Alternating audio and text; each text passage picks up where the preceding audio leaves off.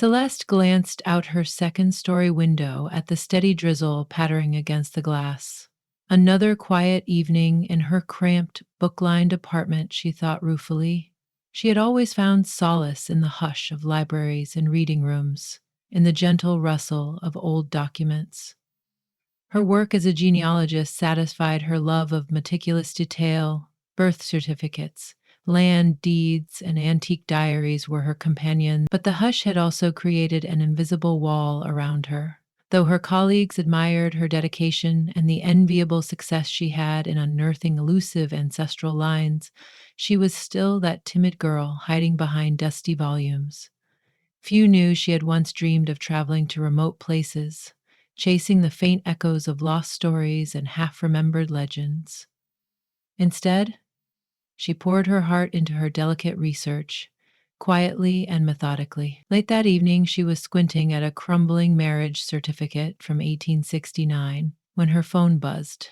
The caller ID displayed an unknown number. Her first instinct was to let the call go to voicemail, but an inexplicable impulse made her swipe the screen.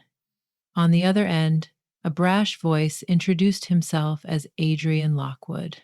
Referencing her name from a popular genealogy website, he apologized with an almost boyish charm for the late call and said she had come highly recommended. Would she take on his case? As it was, he teased, a matter of life and self-discovery. Intrigued, Celeste found herself accepting without hesitation. Adrian's next words intrigued her further. He was on the cusp of a grand adventure, or so he claimed. He needed to confirm some family connections rumored to be linked to an ancient estate in Ireland, and he insisted that he wanted the best genealogist at his side. Celeste's heart fluttered at the thought of Ireland, of moss-laden castles, whispered folklore, and breathy Celtic tunes. She had combed through Irish parish records many times, but always from the quiet vantage of her home desk. Now here was this stranger, practically a force of nature through the phone line, inviting her to step out of her comfort zone.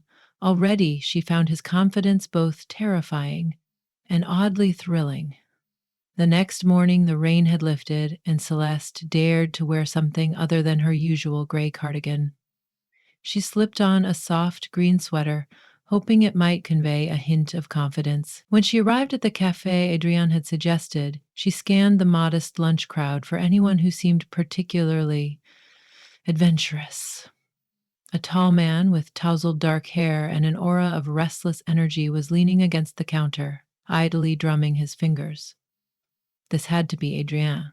He radiated a sense of controlled impatience, as though waiting for the next big thing to start.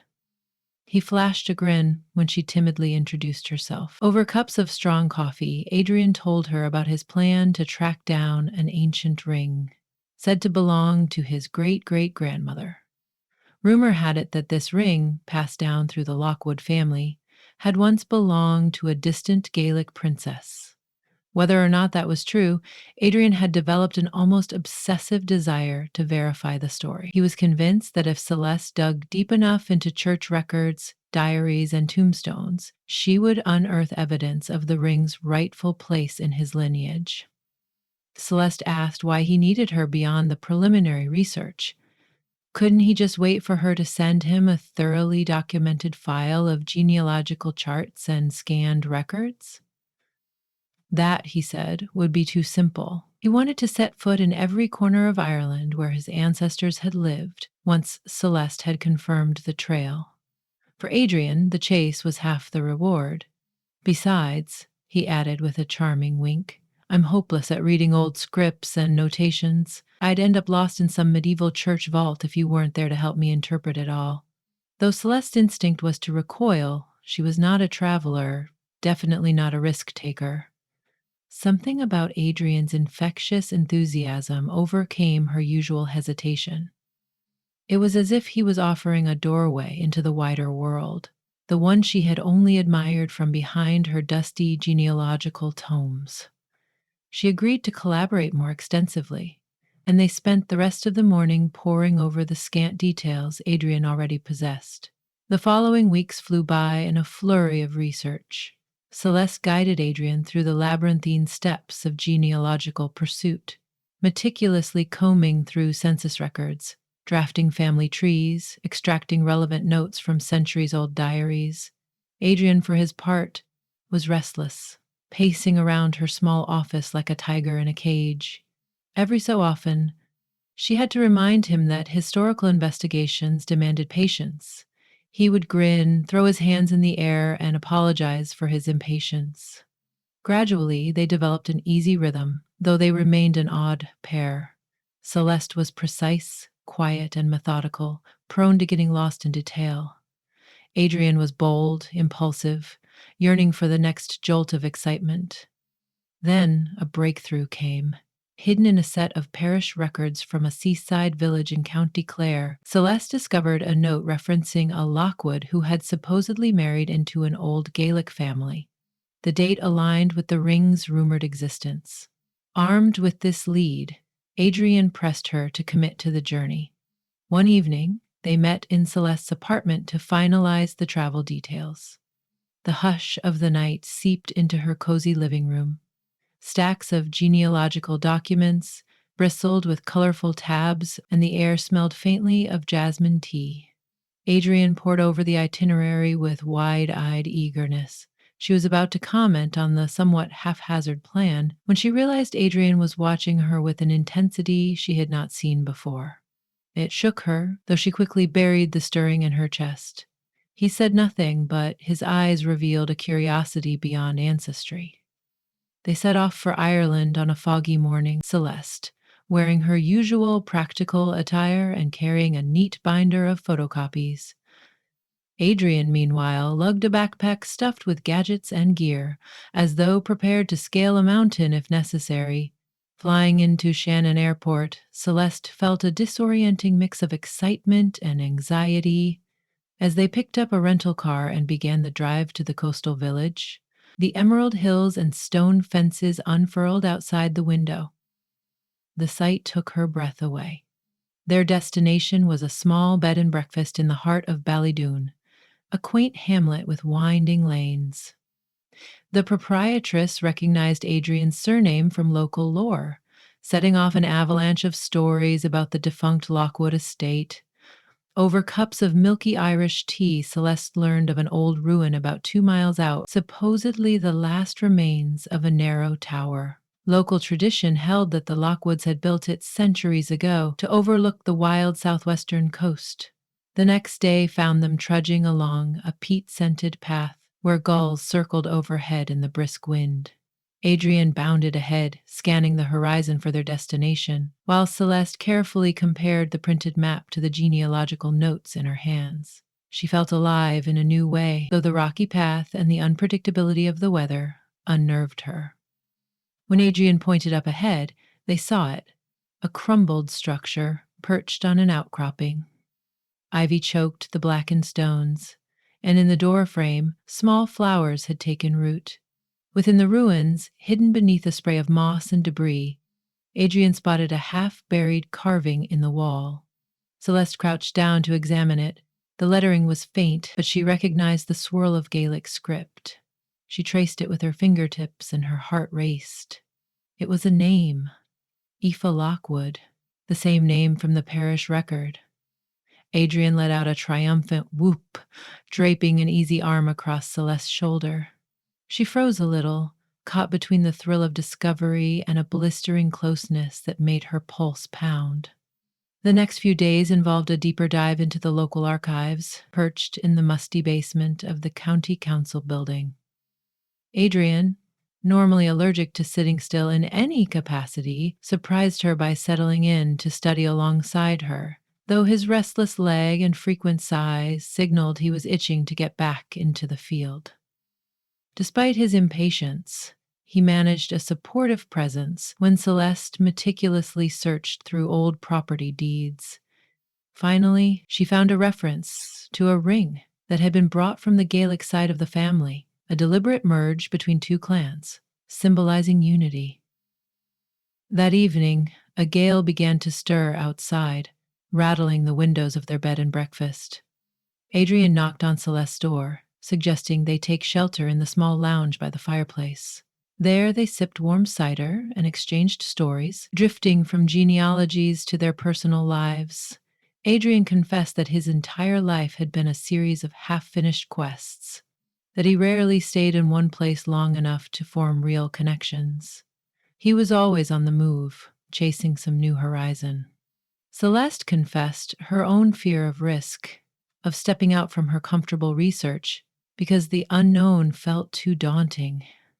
As the fire crackled and the wind howled, their conversation took on a gentle vulnerability. Adrian admitted how lonely the road could be, how he often found himself missing out on the precious closeness others seemed to have. Celeste, feeling the warmth of his gaze, found herself fighting an urge to move just a little closer on the couch. Yet she hesitated, uncertain if revealing her fluttering emotions might complicate their partnership. So she brushed it off with a demure smile and changed the subject, back to genealogical threads. Before dawn the next day, they left Ballydoon behind and drove deeper into Ireland's western counties, following another clue about a remote graveyard that might hold an ancestor's headstone. The roads were narrow and winding, hugging dramatic vistas of steep cliffs and crashing waves. Celeste gripped the door handle every time Adrian took a sharp turn. She trusted him in the archives, yet behind the wheel on these precarious roads, he seemed to feed on adrenaline. She scolded him with a quiet voice, asking him to slow down, to which he merely flashed an apologetic grin and eased off the gas. Upon arrival, they found the graveyard perched on a windswept hill overlooking the sea. Ancient Celtic crosses littered the ground, stones askew from centuries of storms. The air tasted of salt, and a scattering of gulls cawed overhead. Navigating between the graves felt like stepping back in time. Weathered inscriptions, some in Gaelic, some in English, told stories of families that had lived and died here. Eventually, they discovered a headstone for Eogan Lockwood. The inheritance record next to it, documented elsewhere, had mentioned that a precious token passed down through Eogan's line. Adrian was convinced the ring was connected to the grave, but Celeste pointed out that no official mention of a ring was made on the actual headstone. Undeterred, Adrian began carefully scraping back lichen from the granite, to Celeste's mild horror. Yet the partial inscription that emerged indicated that Eogan's sister, whose name was Aoife, was indeed the keeper of the silver circlet. It was enough evidence that they were on the right track. A powerful shiver ran down Celeste's spine. She was witness to living history. She stood. They pressed onward, chasing rumors throughout the ancient stone villages. Elders in local pubs recounted bits of folklore about a family heirloom said to possess a magical blessing. Celeste, while scholarly and typically pragmatic, found a hidden delight in these legends. Adrian, though, devoured every tale as if seeking a hidden map. One story in particular claimed that Aoife Lockwood's ring was secreted away in a sealed chest, rumored to be in a cliffside cave accessible only during low tide. While this sounded more like fantasy than fact, Adrian insisted they investigate. Night had already fallen by the time they reached the coastline near the rumored cave. A quarter moon shimmered on the waves. According to an elderly fisherman they had met earlier, the tide would be at its lowest just before dawn. Instead of waiting in a serene manner, Adrian was eager to head close to the cave's entrance that same night to ensure they wouldn't miss the window. Reluctantly, Celeste agreed. They set camp on the rocky shore with a small tent, sheltering themselves from the briny wind. In the tent's flickering lantern light, they mulled over the possibility that the ring might indeed lie hidden somewhere inside the cave. Even if the chest was nowhere to be found, Celeste still felt an electric sense of adventure coursing through her veins. She also wrestled with the confusion of her feelings. She had crossed an ocean, spent long days trekking through ruins and archives, yet none of that unsettled her more than the moment she caught Adrian's warm, lingering gaze. She was about to snuff out the lantern and attempt a night's rest when Adrian spoke softly. You know, I've always been so reckless with everything. And I guess I never realized the stability someone like you brings. Someone who actually plans, researches, thinks ahead. Heat crept up Celeste's cheeks. In the hush of the tent, she found her own courage to speak. You make me see the world beyond my desk, she whispered. And maybe that's not so scary. Their eyes locked. For a heartbeat, the world felt smaller, just the two of them sharing the tent's glow. But a restless wind rattled the tent's flap, and the moment passed into the subdued darkness. Dawn broke with a pale light over the stony shoreline. The tide was indeed low, exposing slippery rocks leading to the glitter of a half-submerged cave mouth. Armed with flashlights and a sturdy rope from Adrian's pack, they made their careful approach. The cavern proved treacherous. Spiky rocks jutted from the walls, and the ground was slick with algae. Water dripped steadily, echoing in the hollow. Celeste moved gingerly, holding tight to Adrian's hand, feeling her heart pound as they ventured deeper into the darkness. For once, his recklessness was tempered by her presence, and he kept checking on her, pulling her gently forward. They reached a small, hidden alcove where shifting tide pools glimmered in the faint light of their flashlights. Among the scattered debris of seashells and rotted wood, something caught Adrian's eye, a concealed nook in the rock. With fumbling excitement, he began clearing away stones. Celeste joined him, her pulse thundering. Then they uncovered it, a battered wooden chest rimmed with rusted iron.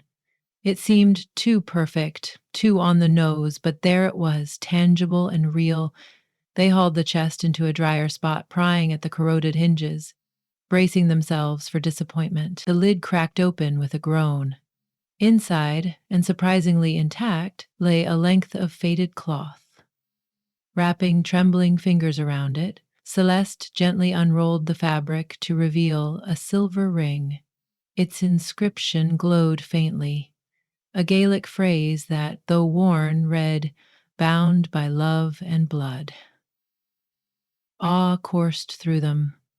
Adrian's breath caught in his throat, and Celeste felt her eyes sting with emotion. Somehow, all their genealogical detective work, the leaps of faith, and the unspoken feelings had led to this moment.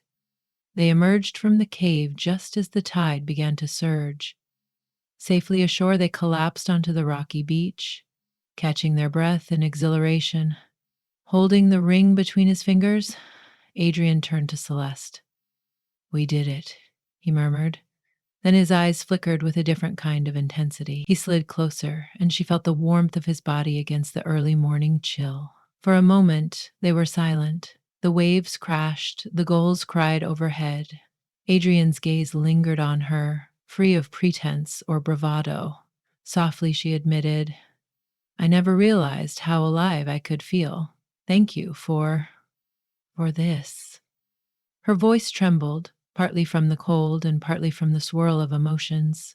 He gently tucked a strand of damp hair behind her ear. The world became very still as he leaned in, pressing his lips to hers with a tenderness that took her by surprise. The kiss held a promise of warmth and discovery, of courage meeting caution in a perfect, breathless balance.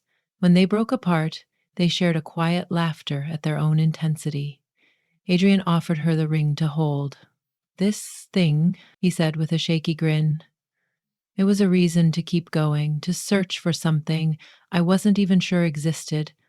But we found more than a ring, didn't we?" A shaky exhale escaped Celeste's lips. She nodded, tears gathering at the corners of her eyes.